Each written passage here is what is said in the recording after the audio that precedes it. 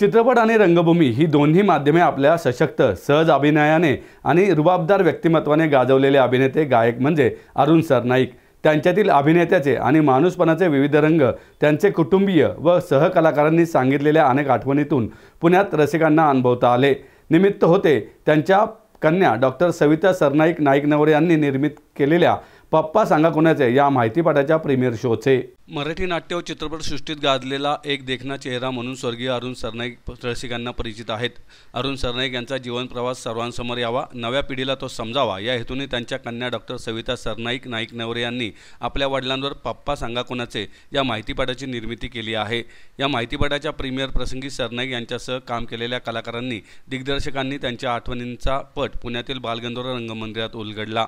राष्ट्रवादी काँग्रेस पक्षाचे राष्ट्रीय अध्यक्ष शरद पवार, प्रसिद्ध रंगकर्मी व चित्रपट दिग्दर्शक डॉक्टर जब्बार पटेल, प्रसिद्ध रंगकर्मी व मानसोपचार तज्ज्ञ डॉक्टर मोहन आगाशे आणि सुप्रसिद्ध अभिनेते व समाजसेवक नाना पाटेकर, माजी मंत्री हर्षवर्धन पाटील, माहितीपटाचे दिग्दर्शक डॉक्टर संतोष पाठारे, डॉक्टर सविता सरनाईक नाईक नवरे, रणजित नाईक नवरे आदी मान्यवर यावेळी व्यासपीठावर उपस्थित होते। याप्रसंगी अरुण सरनाईक यांच्या संपूर्ण जीवन प्रवास, चित्रपट, नाटके, गाणी तसेच दुर्मिळ छायाचित्रे व चित्रफिती असणाऱ्या www.arunsarnaik.com या संकेतस्थळाचे उद्घाटनही मान्यवरांनी केले। सरनाईक व नाईक नवरे कुटुंबियांच्या वतीने कोल्हापुरामधील उदयोन्मुख गुणी अभिनेत्याला तसेच कोल्हापुरामधील शास्त्रीय व नाट्यसंगीत क्षेत्रात उत्तम काम केलेल्या गायकाला अरुण सरनाईक शिष्यवृत्ती प्रदान करण्याची घोषणाही यावेळी करण्यात आली। अरुण सरनाईक यांच्या कन्या डॉक्टर सविता सरनाईक नाईक नवरे यांनी आपल्या मनोगतातून वडिलांच्या आठवणींना उजाळा दिला। चित्रीकरण आणि नाटकांचे दौरे यातून वेळ मिळाला की पप्पा थेट घरी येत असत आणि गल्लीच्या टोकापासून माझ्या नावाने हाका मारत असत। भावासह कॅरम खेळताना मी त्यांना त्रास देत असे, पण ते सहन करत। मी लहानपणी टॉमबॉय होते, पत्र्यावर चढून पतंग उडवण्याचा अनेकदा आम्ही जखमी व्हायचो, पण ते रागवत नसत असेही त्यांनी सांगितलं।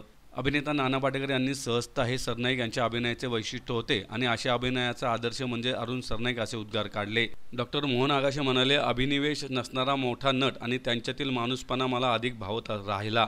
सविता यांनी या माहितीपटाच्या रूपाने वडिलांचा नवा परिचय घडवला असल्याचं त्यांनी सांगितलं। डॉक्टर जब्बार पटेल यांनी सिंहासन चित्रपट दिग्दर्शित करतानाच्या अनेक आठवणी सांगितल्या।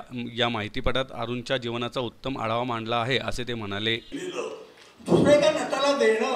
हे केवढं मोठं असतं तुमच्या लक्षात येणार नाही। ज्याच्या नावाने ती व्यक्तिरेखा होती, ती व्यक्तिरेखा दुसरा एक नट करतोय, पण तो चांगलं करतोय नाना हे म्हणायची दाद देण्याची ताकद लागते। नटाला मोठे मोठे नट करू नाही शकत आहे, तसं मन मोठं हे अरुणचं होतं। आणि मला असं वाटतं की तो मोठा नट होता कारण त्याचं मनच मोठं, फार मन मोठं होतं त्याचं। आणि मला नेहमी असं वाटतं की तो जो मोठा नट होता त्याची सहजता जी होती अरुणची, ती त्याची संगीताची भाव आहे।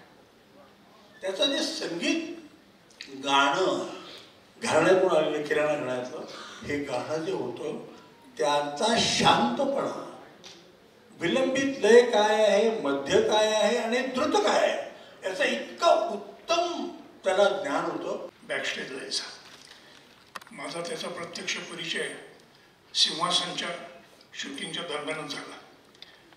त्याच्यानंतर आधी परिचय व्हायचा योग नव्हता आणि आमचं सगळ्यांचंच काम दिवसा हॉस्पिटल करून रात्री जब्बार सांगितली तो उभा राहायचा असं असल्यामुळे, पण